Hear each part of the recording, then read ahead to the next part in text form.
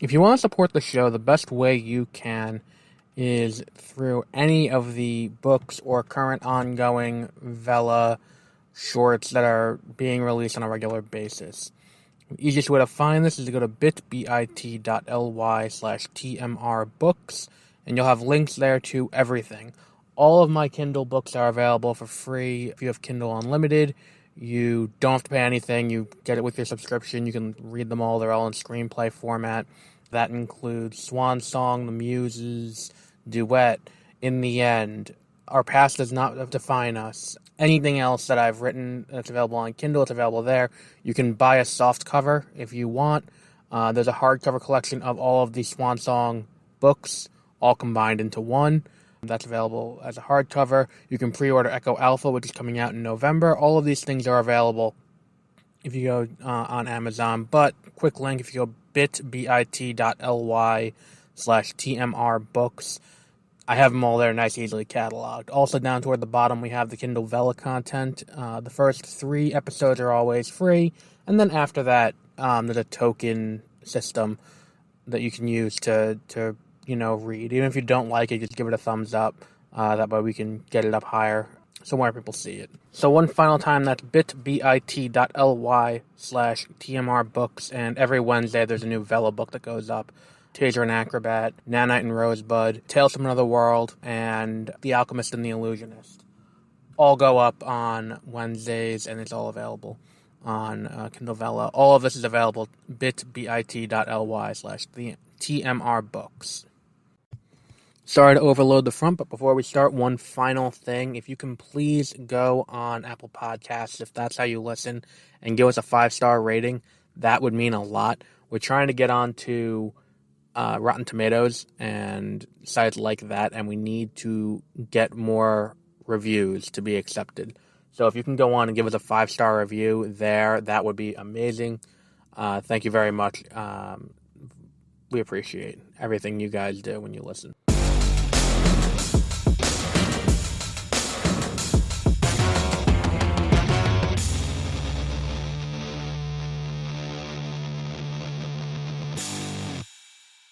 Welcome to Beware Spoilers. I am Adam. How do I put this diplomatically? There have been now 6 Home Alone movies. And I think that if you ever want to do a case study for the law of diminishing returns, this is probably the franchise to do it. Because, I think that prior to 6, the franchise kind of bottomed out with 4. Because, 5 was a little better than 4. Not by much, but it was slightly better, slightly different, and it was kind of unique, and it tried something new.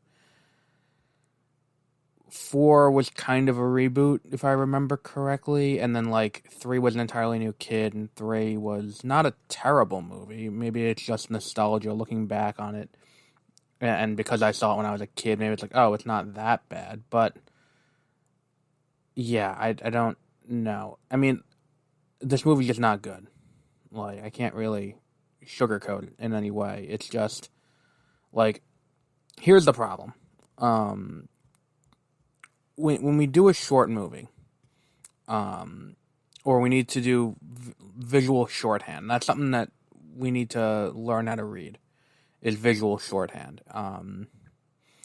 And I think this movie doesn't give the audience enough credit, because a lot of it is, I think that,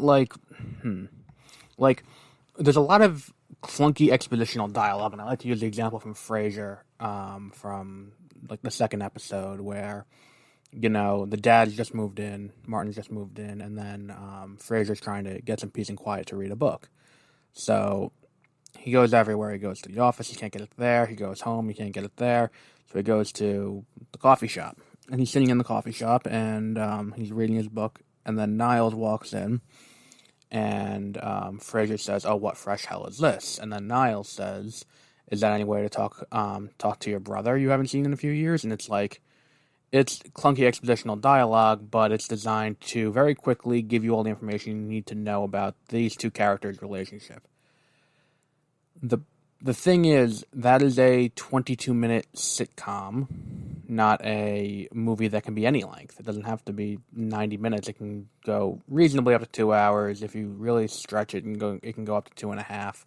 And if you earn it, you can go up to 3. I think that's where we are as a society.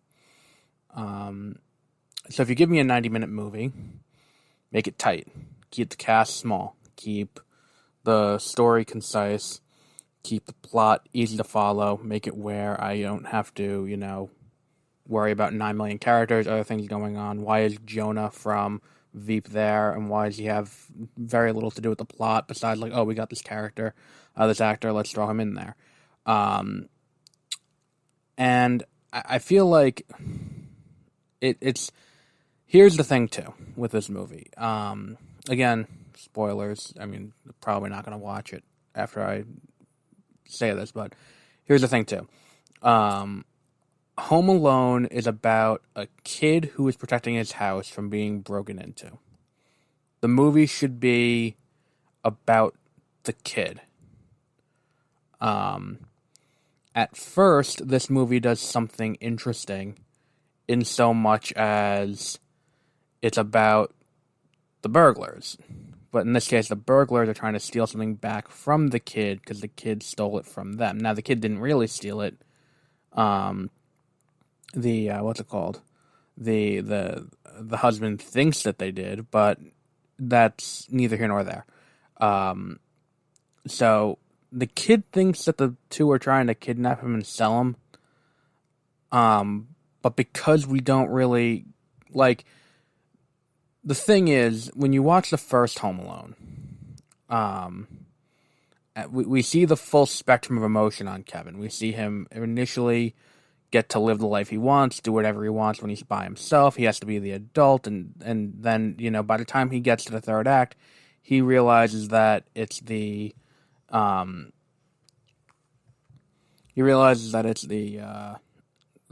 not the most important thing that he does that, and that he would rather be with his family than, do that. And that character arc is shorthanded in this movie to this kid telling someone that, oh, well, at first I thought it was cool, and then I thought it was, what's it called? And then I learned I'd rather be with my family, and it's like, well, you've shorthanded that entire character arc, because the movie's not really about them. It's about the, what's it called? It's about the, it's about the thieves, and about them trying to take back what's theirs. So I think that that's ultimately where the movie fails. It's that when we get to the third act, which is, the big scene that we know is coming, where it's kind of like when you watch a Star Wars movie. It's like, well, there's probably going to be a lightsaber fight in the third act. And we know that's what we're coming towards. And we get to the point where we're going to watch this kid defend his house from the thieves, but the thing is, because we spent so much time with the thieves, and we spent so much time where it's it's not that, yeah, they probably shouldn't have broken into the house, but the kid stole something of theirs. So as we're watching this, it's this kid's just assaulting these two people. And it's it's not, and the thing is too, it's it was cartoonish violence in the first few. But there's a level of brutality to this that's just uncomfortable. Not in the same way that Daniel Stern stepping on the nail is cringeworthy, oh, that's ew. But when we watch this, it's when you see this fight unfold and all of that, it's at one point it's they're just begging him to stop this kid. And it's it's these two people who are middle class, but probably lower middle class, to the point where selling this $200,000 doll. If you look at the last one, which was 5, or Holiday Heist, I think it was called, it was the painting they were trying to steal was worth $85 million or something like that. In this one, It's a $200,000 doll that they're going for. That was theirs initially, but it was stolen by this kid, so they think. And it's like, I don't... And the kid is very well off and all of that. And it's like, I don't understand, like, how we're supposed to empathize more with the kid when we don't have any attachment to the kid. We have an attachment to them. So just watching them go through this and then get beaten senseless by this kid, it's not fun or funny. It's just like, but wait, we watched them do, like, what they're doing. We completely understand why they're doing it. It's like they shouldn't have broken in, but like at the same time, it's like, this is not equal to what's happening. In the same way, like when you watch John Wick, like I looked up how many people die in John Wick. 77 people get killed in John Wick. But in 20 minutes, in the first 20 minutes of that movie, we have, we find out his wife died. His wife left him a dog so that way he could learn to move on and live a new life. And then,